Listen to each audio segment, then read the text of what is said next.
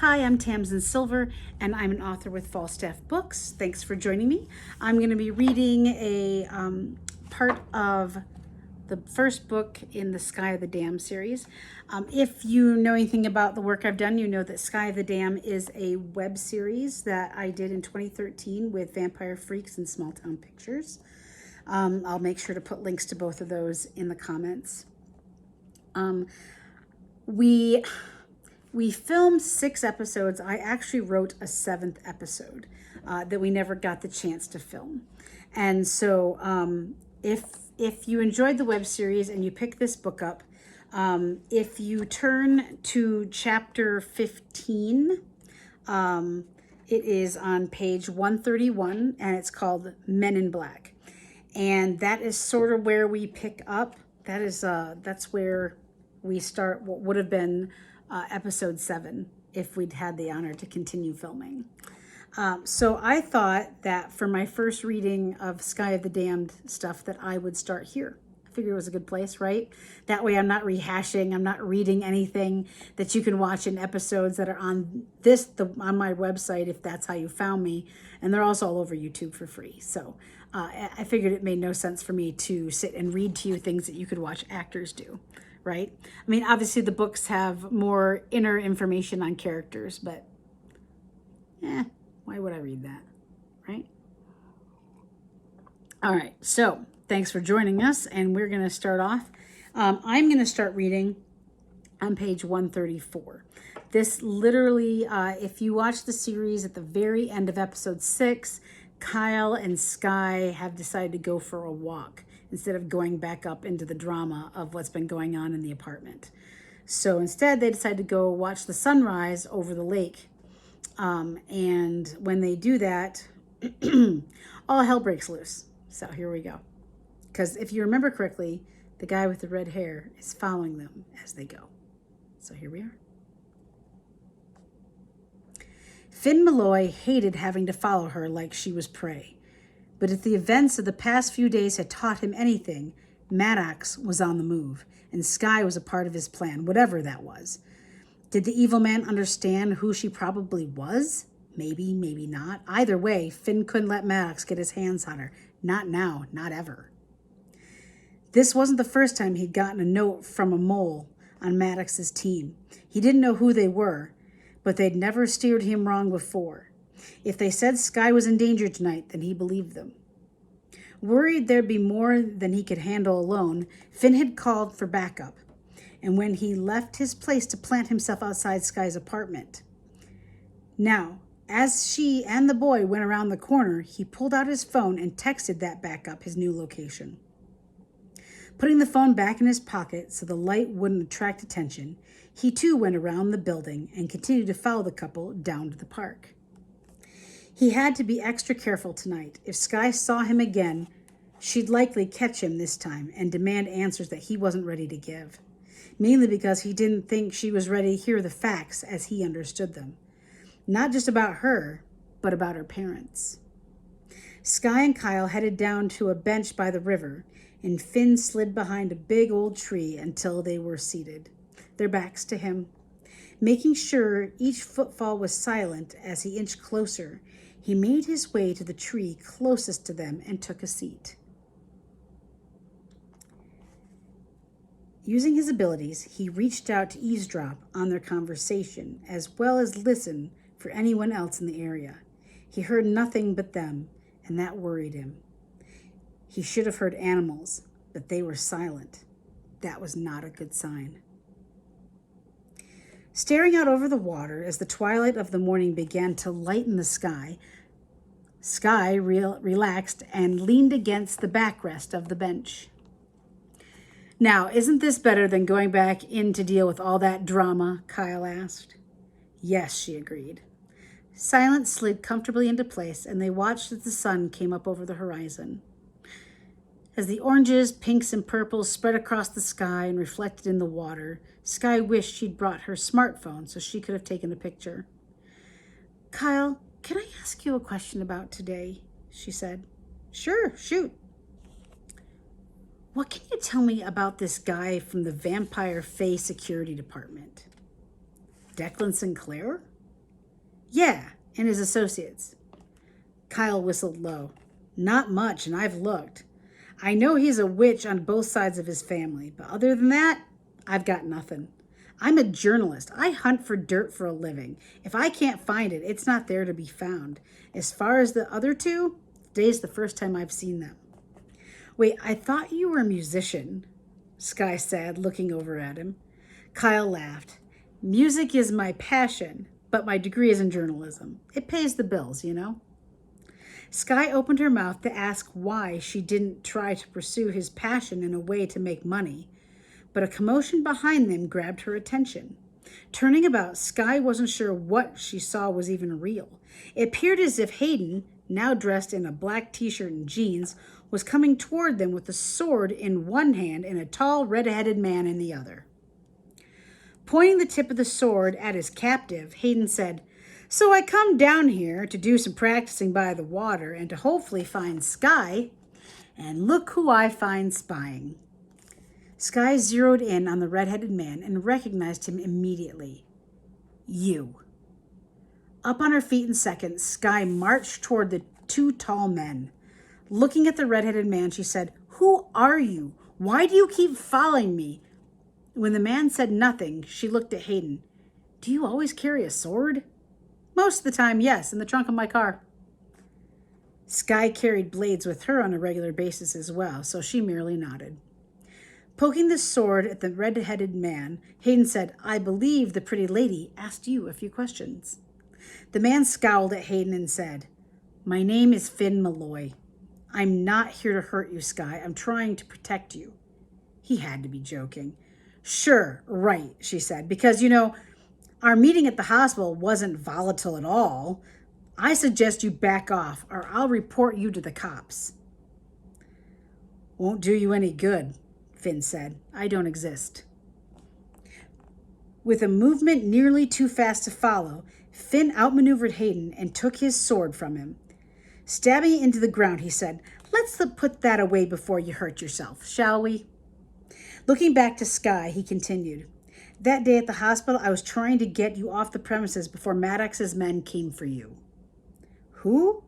What is he talking about? Skye asked anyone who would answer. Maddox is a myth, Hayden said. Finn pulled something from his jacket pocket. It was a small, deep red, leather-bound notebook, held closed with a leather cord. No, he's not. And I have proof of why he would want Skye here in this notebook. Look, if something illegal is going on in this city, it's because Maddox has a hand in it. Who do you think ordered the hit on King Xavier and Jillian? Maddox is bad news, and he has his eye on you, Skye. Why her? Kyle finally asked. I can't discuss it here, but if Skye will come with me, I will explain it to her. Confused, Skye wasn't sure what to do. In the silence of her deciding what she should do, everyone could hear the sound of a vibrating cell phone. Finn pulled his smartphone from his pocket. Reading a text, he cursed and placed the leather-bound notebook back into his inside jacket pocket. It seems I'll have to explain on another time. We need to go now, Finn said, reaching for Skye. Stepping backward out of his grasp, Skye said, I'm not leaving until you tell me what is going on. We do not have time, he said, then looked at Hayden. You were followed, or maybe you called them yourself. Did you? What? Hayden asked. Reaching out faster this time, Finn grabbed Skye's arm. Fuck this, we're leaving. Kyle quickly took Skye's other arm. You heard the lady. She's not going anywhere until you explain what you're talking about. Multiple gunshots exploded into the morning air. Letting go of Skye, Kyle fell to the ground, shock apparent on his face. Kyle! Skye screamed and dropped to the ground beside him. I'm fine, Kyle groaned. You are not fine. You've been shot, she said, noticing the hole in his shirt on the right side of his chest and the blood beginning to soak into his clothing. More shots fired into the morning air. Ducking down, Skye laid across Kyle. What the hell is going on? Ah, fuck, I'm hit.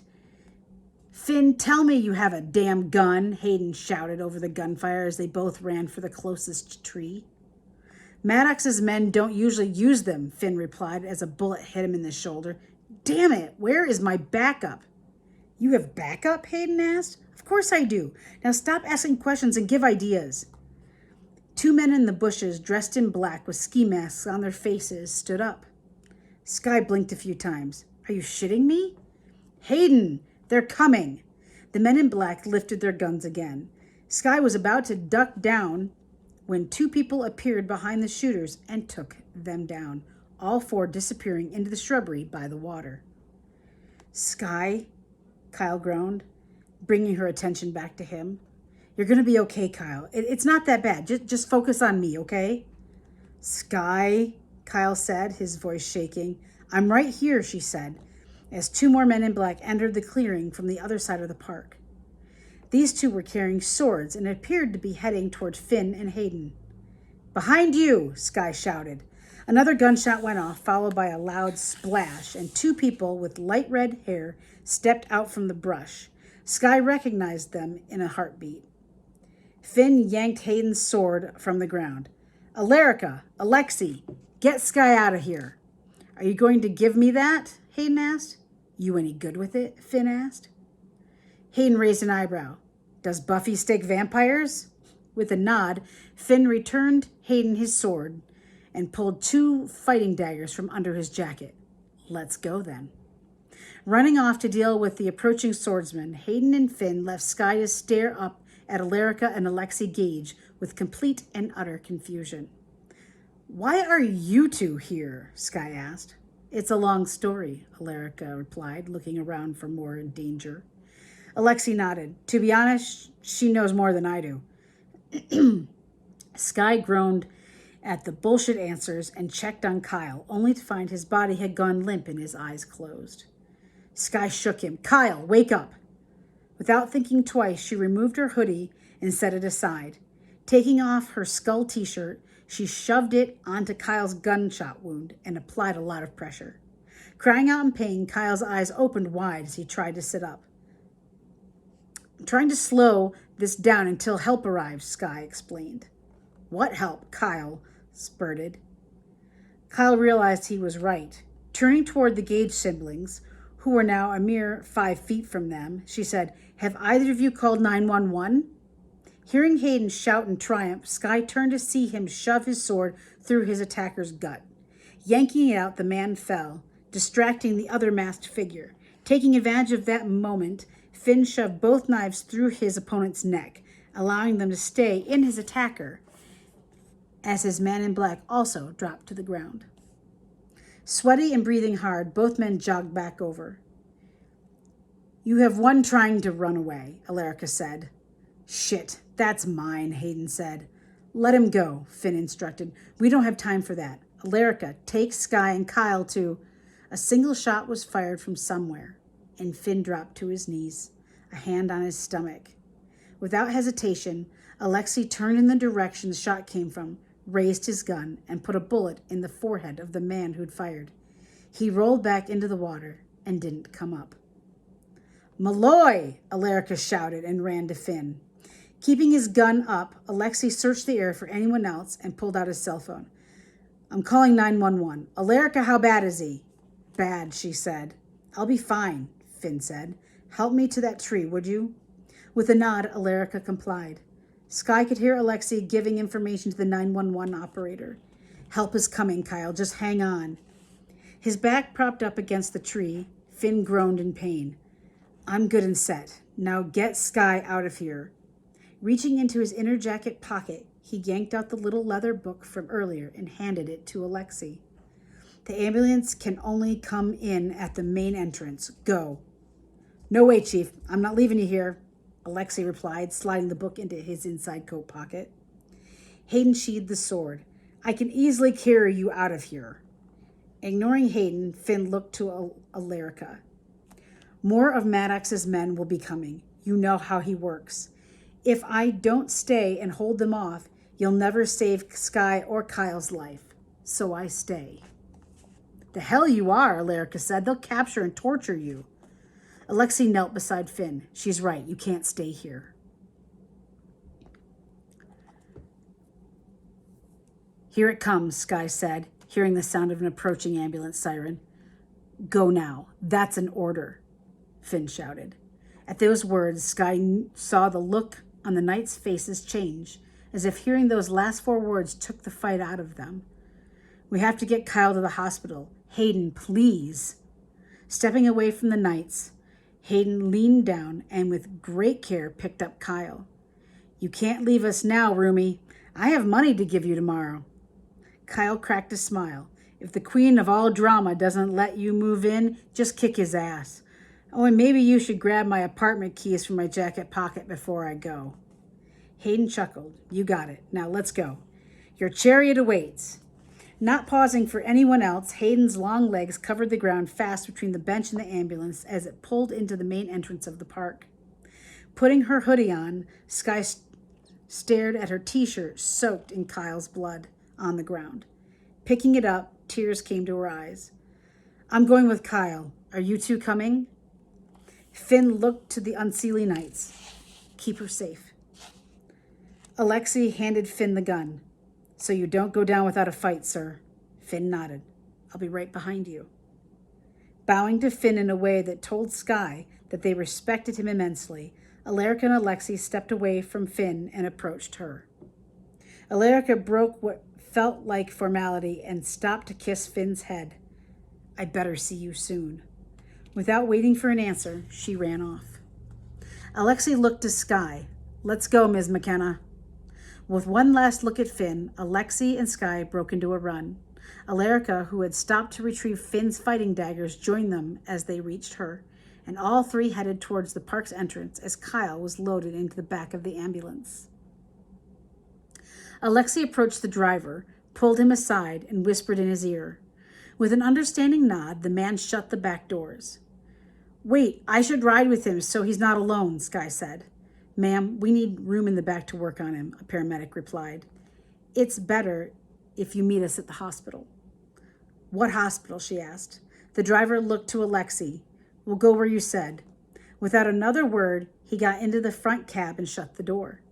Turning the sirens on, they pulled out onto the road. Where are they taking him? Skye blurted out. To Presbyterian. We have connections there. Come, we'll all go, Alexei replied. Our car isn't far. Unsure what else to say, Skye nodded and followed the knights to their car, sliding into the back seat with Hayden. Skye stared at her blood-soaked shirt. Carefully, Hayden took it from her.